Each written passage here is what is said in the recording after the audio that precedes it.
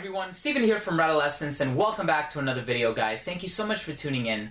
And in this video, I want to share with you my thoughts on a fragrance by the company Davidoff. This one is a November of 2014 release, and it goes by the name The Brilliant Game. So here's the bottle. The perfumer for this one is actually Jacques Huclier.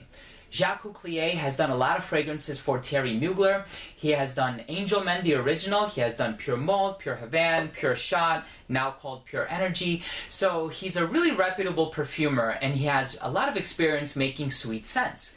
And when I took a look at the note breakdown for this one, I saw it had notes like coumarin, tonka bean, and caramel.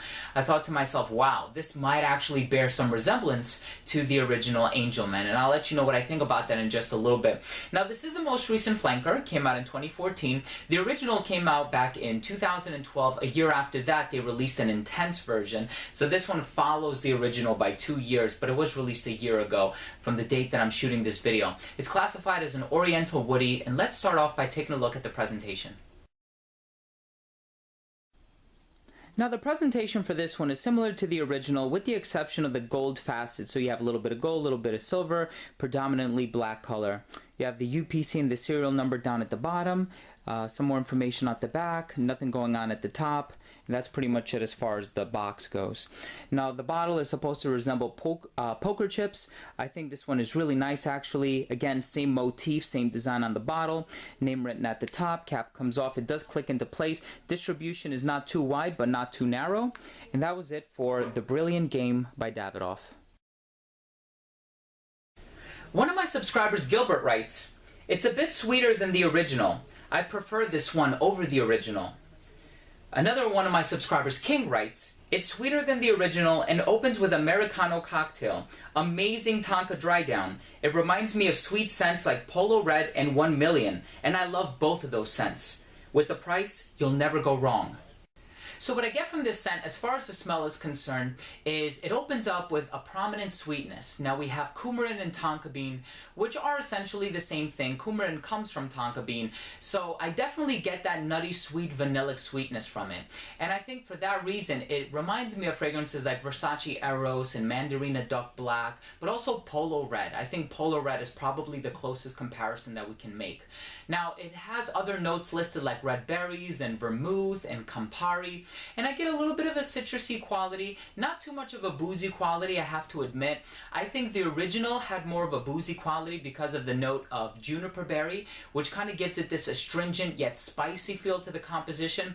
As it's compared to the original, I think this one is a little bit sweeter, and I don't think it's as refined as the original. I think this one gives off more of a playful vibe. So with the whole vibe that they were going for, the casino chips, the poker chips, excuse me, being in a casino, whereas the original smells like a more refined businessman, you know, maybe playing a table at the casino. This reminds me of a playboy, you know, walking around the casino, smoking a cigar, and maybe a little bit more youthful, more playful. That's the kind of vibe that I get from it.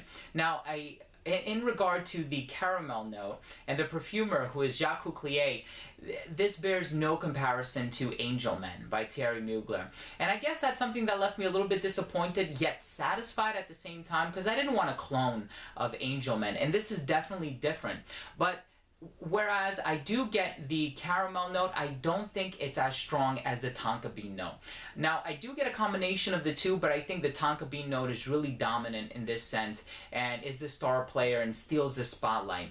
There are a few other notes listed, and perhaps I get some fizziness in the opening. Could be the result of the use of aldehydes. I know soda water is used as a note in this scent, or an accord, but it's really a fantasy note. So maybe aldehydes or a little bit of citrus is responsible for giving off that effervescence in the opening. But really what you get from this one mostly is a heavy tonka bean scent. I think it's a nice scent, but as it compares to the original, I don't think it's as refined. If you want fragrances that are a little bit sweeter, you might enjoy this one. But if we're going to make a comparison between this one and Angel Men, of course I prefer Angel Men. I have not reached for this one that often, although I have gotten a few compliments from it. My brother's girlfriend smelled it one day when I was testing it out, and she said she really liked it, and to her it smelled delicious. Other than that, I haven't really gotten any compliments, but I think it's a nice scent. It's just not one of my favorites. Let's go ahead and take a look at the rating. First up, we have uniqueness and overall smell, and I think this one isn't that unique. I think it sort of follows the trends, bearing similarities to other scents containing the note of tonka bean.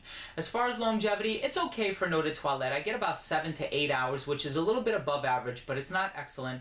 Projection on this one is really good for the first 2 hours, and then it starts to sit a little bit closer to the skin, not really becoming a skin scent up until about the 4th or 5th hour of application. As far as versatility goes, I do see this one being a unisex scent. I think you can wear this one casually because of the price tag. You can even wear this one in a shirt and tie, dressed up, dressed down. I think it's very versatile in terms of social scenarios. I think as far as seasons go, I would probably wear this one in the intermediary seasons, like the spring and the fall. You could probably pull it off in the winter too. I just wouldn't wear this one in the dead of summer because the sweetness might be a little bit too cloying.